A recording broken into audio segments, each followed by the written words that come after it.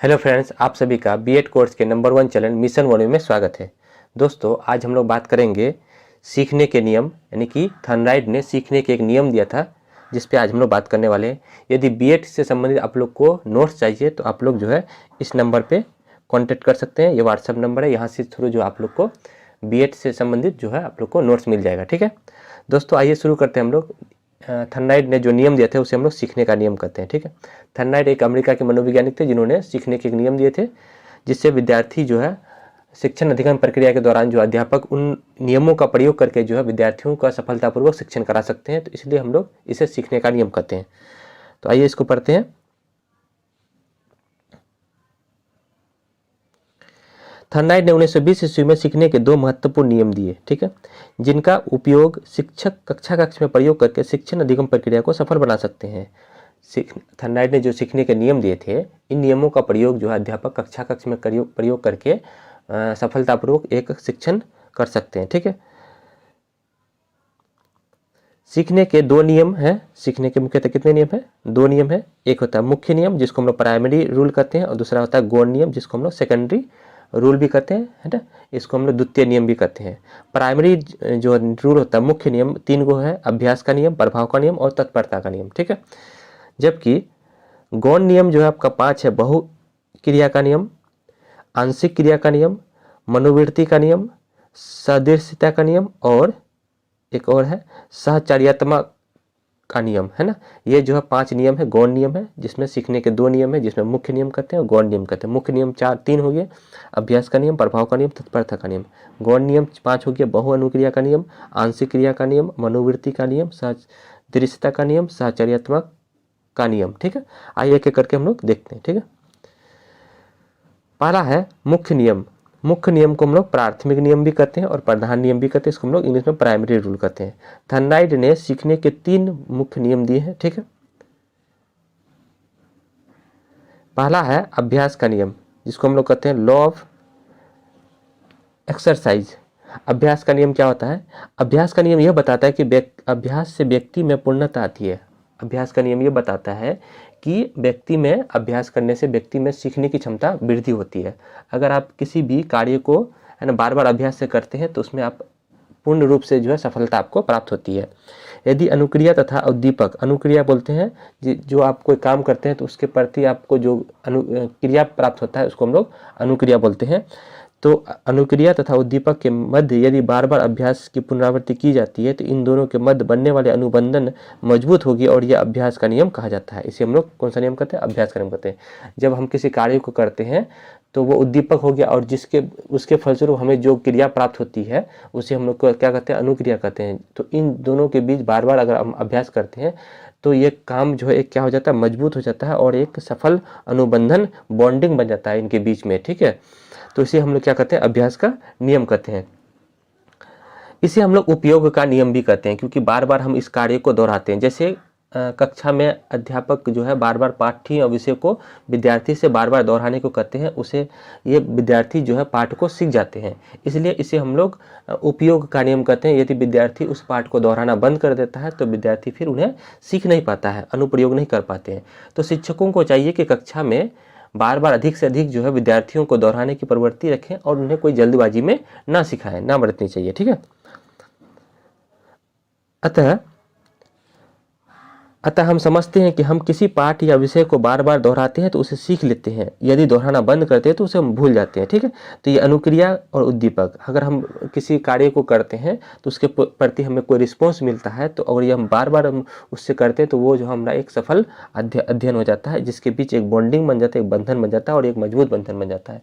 ठीक है, और शिक्षकों को यह भी आगाह की जाती है कि छात्र सीखे गए विषय को के बीच में दोहराते नहीं रहने से उसमें विस्मरण हो जाती है, यानी याद जो है वो भूल जाते हैं। ठीक है, तो ये हो गया मेरा अभ्यास का नियम।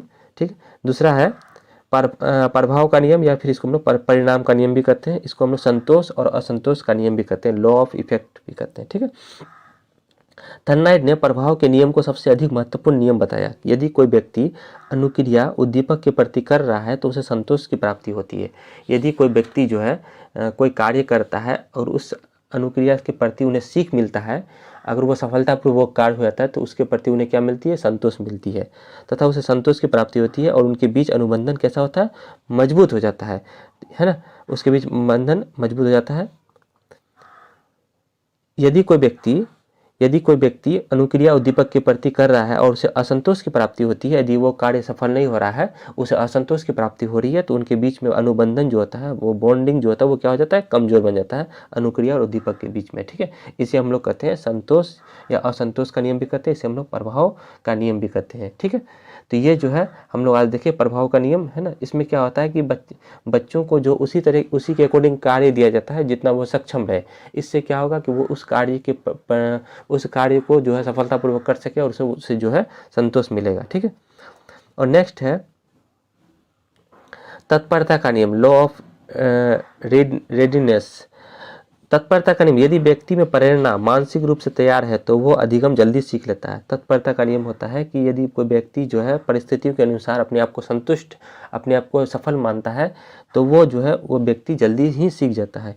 यदि कोई व्यक्ति शारीरिक व मानसिक दृष्टि से जितना तैयार होगा वो अधिगम उतना ही करेगा। जितना व्यक्ति जो है यदि कोई उस कार्य को करने के प्रति जितना सफल रहता है वो उतना जल्दी सीखता है। यदि कोई व्यक्ति कार्य करने के लिए तत्पर है, उसे वो कार्य करने दिया जाता है तो उसे जो है उसे उस कार्य के प्रति संतोष मिलता है। यदि कोई व्यक्ति कार्य करने में तत्पर नहीं है, यदि उसको हम कार्य दे देते हैं तो उसे असंतोष का एहसास होता है। यदि कोई व्यक्ति कार्य करने में तत्पर नहीं है और उसे हम कार्य करने से रोक रहे हैं या फिर, तो उसे फिर क्या मिलेगा, उसे फिर खींच उत्पन्न होती है। ठीक है, 10 आदमी मिलकर घोड़ा को तालाब में लेकर जा सकता है, लेकिन 10 आदमी मिलकर घोड़ा को पानी नहीं पिला सकता है क्योंकि घोड़ा तैयार नहीं है। तो जब तक आप तैयार नहीं रहेंगे तो कोई भी कार्य को करने में संतोष और असंतोष यानी कि खींच और जो है उन्हें आप महसूस होगा। ठीक है, इसी को हम लोग बोलते हैं तत्परता का नियम। अब हम लोग बात करते हैं, दूसरा है गौण नियम। ठीक है, या इसको हम लोग सहायक नियम भी कहते हैं। थर्नाइट ने सीखने के जो है 5 नियम भी इसमें दिए हैं, 5 सहायक नियम दिए हैं। पहला है बहुअनुक्रिया का नियम। बहुअनुक्रिया का नियम, इस नियम में यह बताता है कि किसी भी सीखने की परिस्थिति में व्यक्ति अनेक अनुक्रियाएं करता है। ठीक है, किसी भी कार्य को करने के प्रति जो व्यक्ति कई सारी क्रियाएं करती है ना। यदि इससे कुछ अनुक्रियाएं से व्यक्ति को लक्ष्य की प्राप्ति नहीं होता है तो वो भूल जाते हैं। हम जो है किसी कार्य को करते हैं, कोई भी चीज़ को करते हैं तो उसमें कई सारे उसके प्रति कार्य को करते हैं। ठीक है, कई सारे कार्य करते हैं। यदि उसमें से कोई कार्य उस कार्य को करने के लिए सफलतापूर्वक हो जाता है तो उससे जो है हम लोग बहुअनुक्रिया का नियम भी करते हैं। ठीक है, तथा वो अनुक्रिया जिससे व्यक्ति को लक्ष्य की प्राप्ति हो जाती है उसे हम याद रख कर लेते हैं। यदि कई सारे हम उस कार्य को प्रतिक्रिया करते हैं, ठीक है, यदि जो कार्य उसके सफलतापूर्वक हो जाता है तो उसे हम लोग याद कर लेते हैं, बाद में उस सबको हम लोग भूल जाते हैं। ठीक है, दूसरा है आंशिक क्रिया का नियम। आंशिक क्रिया का नियम, इस नियम में यह बताता है कि सीखने में सुसंगत और असंगत दोनों तरह की तत्व होती हैं। जिनमें प्रबलता अधिक होती है व्यक्ति सुसंगत तत्वों को अलग कर देता है। जिस कार्य को करने के प्रति हमें अधिक प्रबलता होती है हम उस कार्य को क्या करते हैं, अलग कर लेते हैं। ठीक है, नेक्स्ट है मनोवृत्ति का नियम, प्रिंसिपल ऑफ मेंटल। यह नियम बताती है कि सीखने में व्यक्ति का मन बहुत अधिक तक निर्भर करता है। किसी व्यक्ति की मानसिकता से पता चलता है कि व्यक्ति क्या करेगा और यह भी पता चलता है कि वो किसी चीज़ से संतुष्ट होगा तथा किसी चीज़ से संतुष्ट नहीं होगा। इसे हम लोग मनोवृत्ति का नियम कहते हैं। इसमें व्यक्ति के मन पर बहुत अधिक निर्भर करता है। ठीक है, यदि हम उन्हें मानसिकता का पता चल जाता है तो हम समझ जाएंगे कि वो व्यक्ति जो इस कार्य को कर सीखता है या नहीं सीखते, उसी के अकॉर्डिंग हम उन्हें शिक्षण देंगे, है ना, कार्य देंगे। तो ये भी एक सीखने का नियम में आता है जिसे हम लोग मनोवृत्ति का नियम कहते हैं। ठीक, नेक्स्ट चौथा है सदृश्यता का नियम।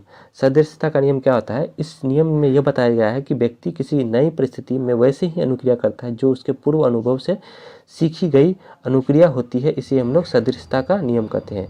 मतलब जो पहले से उनके दिमाग में बैठाया गया था उसी के अकॉर्डिंग हम उन्हें क्या देते हैं, अनुक्रिया देते हैं, कार्य देते हैं। अनुभव से सीखी गई अनुक्रिया होता है तो इसे हम लोग सदृश्यता कहते हैं, सदृश्यता का नियम कहते हैं। ठीक है, उसके बाद है लास्ट है साहचर्यात्मक का नियम, प्रिंसिपल ऑफ एसोसिएटिव। इस नियम के अनुसार यह कोई भी अनुक्रिया जिसे करने की क्षमता व्यक्ति में है एक नए उद्दीपन से भी उत्पन्न हो सकता है। यदि कोई एक ही अनुक्रिया को लगातार एक ही परिस्थिति में कुछ परिवर्तनों के बीच उत्पन्न किया जाता है तो इसे हम लोग साहचर्यात्मकता का नियम कहते हैं। कहता है कि इस नियम के अनुसार कोई भी व्यक्ति अनुक्रिया जिसे करने की क्षमता व्यक्ति में होती है एक नए उद्दीपन से भी उत्पन्न हो सकता है।